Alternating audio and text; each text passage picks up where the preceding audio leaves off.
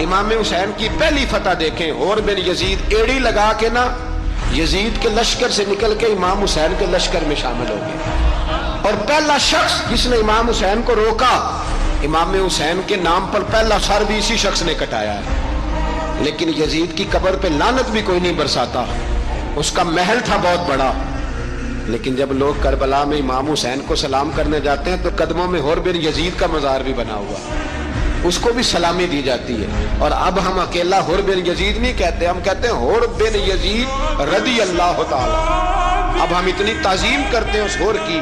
جناب امام حسین کو میدان میں کھڑا کیا گیا، جہاد کا طبل بجا، پہلے خدام آئے، اور سن لو آج وہ پتہ نہیں بازاری سے لوگ چڑھ گئے اسٹیجوں پہ، بازاری سے، نہ چہرے پہ داڑھی ہے نہ سر پہ کوئی کپڑا ہے، بازاری لوگ ہیں، بھاگ رہے ہیں، بازو چڑھائے ہوئے ہیں، بٹن کھولے ہوئے ہیں، تماشا بنا دیا۔ سننے والوں کا بھی اللہ ہی حافظ ہے، وہ سٹیج پہ اہل بیت کی شان بیان کرتا ہے، بھاگ کے ادھر جاتا ہے، یہ کوئی طریقہ ہے؟ سننے والوں کا بھی عجیب انداز ہے، ہر بندے کو سننے بیٹھ جاتے ہیں۔ دین مہذب ہے، تہذیب والا ہے، دلائل رکھتا ہے، دین وقار رکھتا ہے، ایسے لوگ اب دین بیان کریں گے؟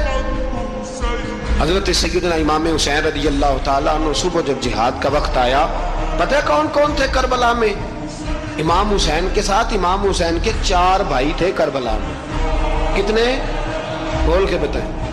حضرت علی کے 4 بیٹے، عباس بن علی، جن کو حضرت عباس کہا جاتا ہے نا، علمدار، یہ حضرت علی کی دوسری زوجہ میں سے عباس بن علی بھی تھے، اور ابو بکر بن علی بھی تھے، عمر بن علی بھی تھے، عثمان بن، یہ حضرت علی کے بچوں کے نام ہیں۔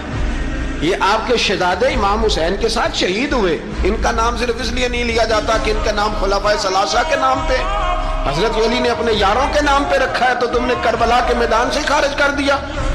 یہ تینوں شہزادے حضرت جناب سیدنا امام حسین کے ساتھ تھے، یہ بھی شہید ہوئے۔ حضرت جناب زینب امام حسین کی سگی بہن ہے، ان کے 2 بچے تھے، اون و محمد۔ جب امام حسین میدان میں جانے لگے تو جناب زینب بچوں سے کہنے لگی، نہ پہلے بھائی نہیں جائے گا، پہلے بھانجے جائیں۔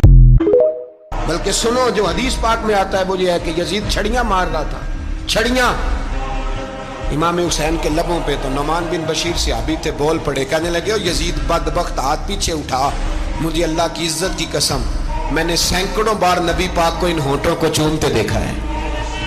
حضرت جناب زینب عورتوں کے مجمع میں پیچھے ہو کے بیٹھی ہیں، یزید کے پاس جب پہنچا لشکر تو یزید کہنے لگا، دیکھو اللہ نے مجھے عزت دی اور میرے مخالفوں کا کیا حال ہوا۔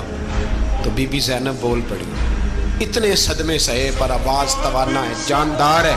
حضرت سیدہ زینب نے جب سنا نا کہ یہ کہہ رہا ہے کہ مجھے اللہ نے عزت دی، تو جناب زینب بولی، نعمان بن بشیر کہتے ہیں بی بی بولی، اتنے صدمے ہیں، اور جناب زینب بولی اللہ اکبر، اس انداز میں بولی کہ پہلے قرآن مجید کی آیت پڑھی، کہنے لگی وَتُعِزُّ مَن تَشَاءُ وَتُذِلُّ مَن تَشَاءُ بِيَدِكَ الْخَيْرُ إِنَّكَ عَلَىٰ كُلِّ شَيْءٍ قَدِيرٌ۔ اور پھر کہنے لگی یزید تو بکتا ہے، کہتا ہے کہ تو عزت والا ہو گیا، یہ تیری حکومت ہے، 4 دن گزرنے دے، تجھ پہ کوئی لعنت بھی نہیں برسائے گا، اور میرے بھائی کا قیامت تک ممبروں میں اور خطبوں میں ذکر ہوا کرے گا، وقت گزرنے دے۔